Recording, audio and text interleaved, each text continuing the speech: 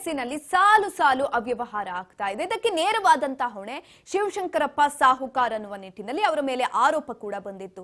ಕೆಪಿಎಸ್ಸಿಯ ಆಯೋಗದ ಅಧ್ಯಕ್ಷರಾಗಿದ್ರು ಶಿವಶಂಕರಪ್ಪ ಸಾಹುಕಾರ್ ಅವರು.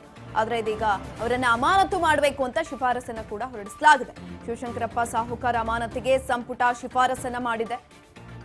ಸಾಹುಕಾರ್ ಅಮಾನತು ಮಾಡುವಂತೆ ಸಂಪುಟ ಶಿಫಾರಸನ್ನ ಮಾಡಿರುವಂತದ್ದು.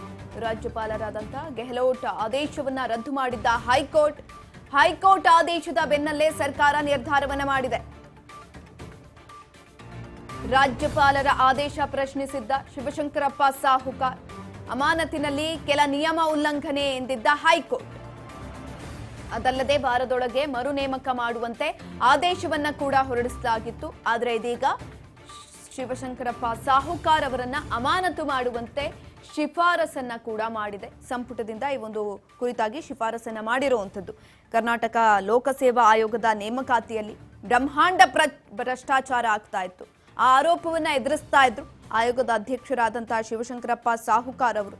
ಅವರನ್ನ ಅಮಾನತು ಮಾಡಬೇಕು ಅಂತ ಇದೀಗ ರಾಜ್ಯ ಸಚಿವ ಸಂಪುಟ ರಾಜ್ಯಪಾಲರಿಗೆ ಅಧಿಕೃತವಾಗಿ ಶಿಫಾರಸನ್ನ ಕೂಡ ಮಾಡಲಾಗಿದೆ. ರಾಜ್ಯಪಾಲರಾದಂತಹ ತಾವರ್ ಚಂದ್ ಗೆಹ್ಲೋಟ್ ಅವರು ಈ ಹಿಂದೆ ಕೂಡ ಅಮಾನತು ಆದೇಶವನ್ನ ಹೊರಡಿಸಿದ್ರು. ಆದ್ರೆ ಹೈಕೋರ್ಟ್ ಅದನ್ನ ರದ್ದು ಮಾಡಿತ್ತು. ಇದರ ಬೆನ್ನಲ್ಲೇ ಇದೀಗ ನಿನ್ನೆ ನಡೆದಂತಹ ಸಚಿವ ಸಂಪುಟ ಸಭೆಯಲ್ಲಿ ಮಹತ್ವದ ನಿರ್ಧಾರವನ್ನ ತೆಗೆದುಕೊಂಡಿರುವಂಥದ್ದು. ಈ ವಾರದ ರಾಜ್ಯಪಾಲರ ಅಮಾನತು ಆದೇಶವನ್ನ ಪ್ರಶ್ನಿಸಿ ಸಲ್ಲಿಸಿದ್ದಂತಹ ಅರ್ಜಿ ವಿಚಾರಣೆಯನ್ನ ನಡೆಸಿದಂತಹ ನ್ಯಾಯಮೂರ್ತಿ ಸೂರಜ್ ಗೋವಿಂದರಾಜ್ ಅವರಿದ್ದಂತಹ ಹೈಕೋರ್ಟ್ ಪೀಠ ಏನಿತ್ತು, ಶಿವಶಂಕರಪ್ಪ ಸಾಹುಕಾರ್ ಅವರನ್ನ ಅಮಾನತು ಪ್ರಕ್ರಿಯೆಯಲ್ಲಿ ನಿಯಮಾವಳಿಗಳ ಸ್ಪಷ್ಟ ಉಲ್ಲಂಘನೆ ಅಂತ ಹೇಳಿ ಆದೇಶವನ್ನ ಕೂಡ ಕೊಟ್ಟಿತ್ತು. ತದನಂತರ ಇದೇ ವಿಚಾರ ನಿನ್ನೆ ಸಂಪುಟದಲ್ಲೂ ಕೂಡ ಚರ್ಚೆಯಾಗಿದೆ.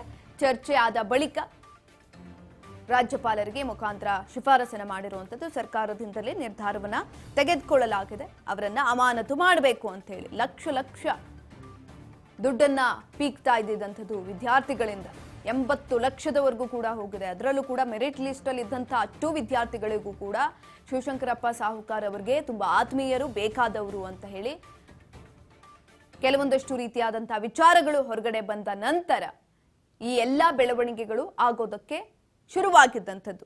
ಈಗ ಆಲ್ರೆಡಿ ಅಲ್ಲಿಗೆ ತನಿಖಾ ತಂಡ ಕೂಡ ಹೋಗಿತ್ತು. ವಿದ್ಯಾರ್ಥಿಗಳ ಮನೆಗಳಿಗೆ ಹೋಗಿದೆ, ರೇಡನ್ನ ಮಾಡಿದೆ. ಜೊತೆಯಲ್ಲಿ ಅಲ್ಲಿ ಯಾವ ರೀತಿಯಾಗಿದೆ, ಅವರ ಆರ್ಥಿಕ ಸಬಲೀಕರಣ ಯಾವ ರೀತಿಯಾಗಿದೆ, ಪ್ರತಿಯೊಂದನ್ನು ಕೂಡ ಕುಲಂಕುಷವಾಗಿ ಪರಿಶೀಲನೆಯನ್ನ ಮಾಡಲಾಯಿತು. ಇದೀಗ ಶಿವಶಂಕರಪ್ಪ ಸಾಹುಕಾರ್ ಅವರನ್ನ ಅಮಾನತು ಮಾಡಬೇಕು ಅಂತ ಹೇಳಿ ಸರ್ಕಾರನೇ ನಿರ್ಧಾರವನ್ನ ಮಾಡಿರುವಂಥದ್ದು. ನಿನ್ನೆ ನಡೆದಂತಹ ಸಚಿವ ಸಂಪುಟ ಸಭೆಯಲ್ಲಿ ಈ ಕುರಿತಾಗಿ ನಿರ್ಧಾರವನ್ನ ಮಾಡಲಾಗಿದೆ. ಕೆಪಿಎಸ್ಸಿ ಅಧ್ಯಕ್ಷರನ್ನ ಅಮಾನತುಗೊಳಿಸುವಂತೆ ರಾಜ್ಯ ಸಚಿವ ಸಂಪುಟ ಹಿಂದೆನೂ ಕೂಡ ಯಾವುದೇ ಸಲಹೆ ಅಥವಾ ಶಿಫಾರಸನ್ನ ನೀಡಿರಲಿಲ್ಲ. ಸಂವಿಧಾನಿಕ ನಿಯಮಗಳ ಪ್ರಕಾರ ರಾಜ್ಯಪಾಲರು ಸಚಿವ ಸಂಪುಟದ ತೀರ್ಮಾನವನ್ನ ಆಧರಿಸಿ ಕ್ರಮವನ್ನ ತೆಗೆದುಕೊಳ್ಳಬೇಕಾಗತ್ತೆ.